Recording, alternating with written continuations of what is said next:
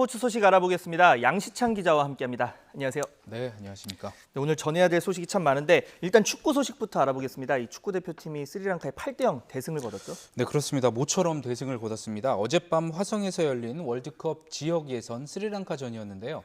객관적인 전력에서 차이가 워낙 크기 때문에 한국의 무난한 승리가 예상됐지만 혹여나 또 밀집 수비에 고전하지는 않을까를 걱정하는 분들도 계셨을 겁니다. 다행히 첫 골이 일찍 터지면서 경기를 쉽게 풀어갔습니다. 손흥민이 전반 10분에 선제골을 넣었습니다. A매치 7개월 만의 득점이었고요. 이후 김신욱과 황희찬이 연속해서 골망을 가르면서 대량 득점이 시작됐습니다. 이거 지금 김신욱 선수의 골이죠. 손흥민이 페널티킥 골까지 넣었거든요. 그래서 전반에만 5골로 앞서갔고 또 후반에도 선수 교체 없이 시작하면서 김신욱이 혼자 4골을 넣었습니다. 교체로 들어갔던 권창훈이 또 골맛을 본 것도 좋았고요. 8대0 대승이었습니다. 대표팀의 볼 점유율을 보면 87.8%였습니다. 슈팅은 32개를 했고 유효 슈팅은 절반인 16개였습니다. 8골을 넣었죠. 반면 스리랑카는 슈팅 자체가 없었고요. 코너킥은 물론 단 1개의 크로스도 하지 못했습니다. 4골을 넣은 김신욱 선수의 겸손한 소감 한번 들어보시겠습니다. 부끄럽습니다. 동료들이 거의 다 만들어줘서 동료들한테 고맙다는 얘기하고 싶고 오늘 저보다는 이제 미드필더 선수들과 수비 선수들이 더 주목을 받아야 한다고 생각합니다. 네, 어제 경기 끝나고 나서 조현욱 골키퍼가 아마 가만히 하도 있어야 돼서 네잎크로버를 발견했을 것이다. 이런 얘기까지 있더라고요. 그 정도로 있었죠? 공이 거의 안 오는 상황이었는데 자, 많은 선수가 잘했지만 이 선수 이야기를 빼놓을 수가 없겠습니다. 바로 이강인 선수인데 이 만 18살의 선수라고는 믿기지 않을 정도의 실력을 보였죠. 네, 그렇습니다. 이강인이 지난달 조지아 평가전에서 만 18세 198일에 A매치 데뷔전을 치렀는데요. 네. 어제 경기에서는 처음으로 선발 출전을 해서 풀타임을 뛰었습니다. 공격 포인트까지 기록을 했는데요. 특히 국내 팬들 앞에서 경기에 나선 거는 어제가 처음이었다고 네네. 합니다. 코너킥으로 황희찬의 헤딩 슛을 어시스트했습니다. 이뿐만 아니죠. 손흥민의 첫 골도 그 기점이 됐던 바로 이 패스가 이강인의 발끝에서 나왔습니다. 또 골로 연결되지는 않았지만 여러 차례 날카로운 패스를 선보였습니다. 기록으로 봐도 이강인의 활약이 증명이 되는데요. 이강인은 어제 경기에서 침투 패스와 전환 패스, 키 패스, 크로스까지 대표팀 선수 중 가장 많은 성공을 기록했습니다.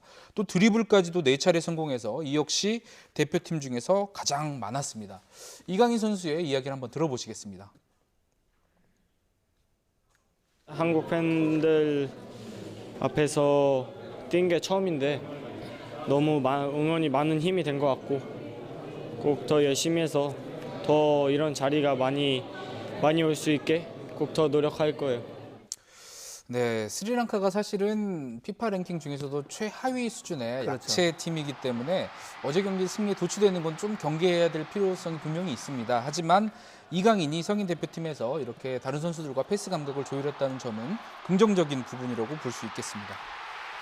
네, 이렇게 경기가 참 다 좋았는데 한 가지 좀 뜬금없었던 장면이 있었습니다. 저희가 네. 6대0으로 이기고 있었는데 손흥민 선수가 경기를 지연시킨다는 이유로 경고를 받았어요. 그렇습니다. 후반 15분 상황이었습니다. 말씀하신 대로 손흥민이 교체 아웃될 때 벌어진 일인데요. 주심이 손흥민에게 옐로 카드를 꺼내들었습니다. 이유는 시간을 끌었다, 이 이유였습니다.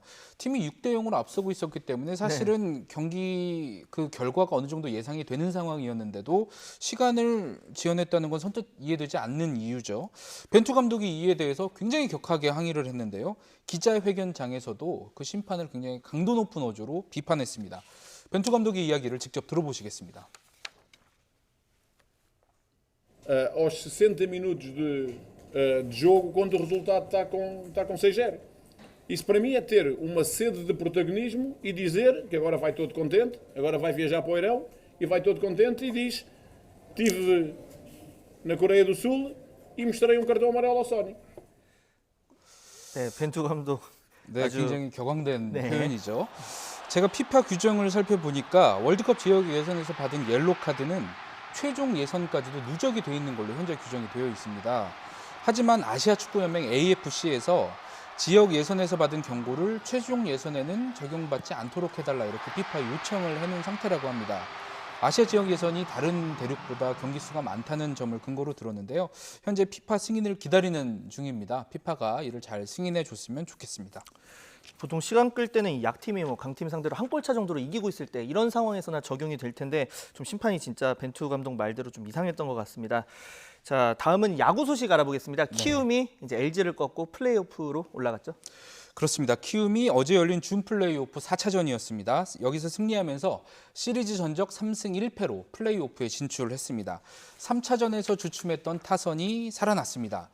경기 초반 양상은 난타전이었습니다. 1회에 키움이 박병호 홈런 등을 앞세워서 2점을 먼저 뽑았는데 바로 LG가 1회 말에 반격했거든요. 또 여기에서 멈추지 않고 2회까지 넉 점을 내면서 역전에 성공했습니다. 4회 LG가 추가점까지 내면서 승기를 잡았는데 키움 타선이 6회부터 다시 살아났습니다. 특히 차우찬을 상대로 대타로 나선 박동원이 동점 적시타를 때린 것이 컸고요. 8회에 넉 점을 더 뽑으면서 10대 5로 대승을 거뒀습니다. 키움은 차우찬과 정우영 등 LG의 핵심 투수들 공략에 성공했지만 LG는 2회와 7회 각각 투입된 키움 안우진과 조상우에게 막히면서 공격 흐름이 끊겼습니다. 이제 이 대목이 좀 아쉬운 부분이고요. 두 팀은 어제 경기에서 투수를 키움이 10명, LG가 8명을 쏟아부으면서 역대 포스트 시즌 한 경기 최다 출장 기록을 세웠습니다. 키움은 2년 연속 이 SK와 플레이오프에서 맞붙게 됐는데 이제 키움의 기세냐 아니면 SK 저력이냐 어떻게 보시는지? 네, 맞습니다. 그 말씀하신 대로 이제 SK와 2년 연속 플레이오프에서 맞붙게 됐습니다. 네. 지난 시즌을 기억하는 분들 많으실 텐데요. 굉장히 드라마 같은 승부가 펼쳐지지 않았습니까? 그렇죠. 네. 시리즈 5차전에서 9회 초에 박병호가 그림 같은 동점포를 쏘아 올리면서 승부를 연장으로 끌고 갔는데 하지만 연장에서 한동민의 더 극적인 끝내기 홈런이 터지면서 키움이 무릎을 꿇었습니다. 올 시즌 플레이오프에서 두 팀이 다시 만나면서 명승부에 대한 기대감도 다시 커지고 있죠. 두 팀은 선수 구성도 지난해와 크게 달라지지는 않았습니다. 유일하게 달라진 점이 있다면 SK 단장이었던 전 키움, 키움의 전신이죠. 넥센의 전 감독인 영경엽 감독이 올해부터 SK를 이끌고 있다는 점이 네. 유일한 차이점인데요. 어떤 결과가 나올지 긴장과 또 기대감이 커지고 있습니다. 두 팀의 플레이오프 1차전은 14일에 시작합니다. 네, 오늘 준비한 소식은 여기까지입니다. 지금까지 스포츠부 양시창 기자와 함께했습니다. 수고하셨습니다.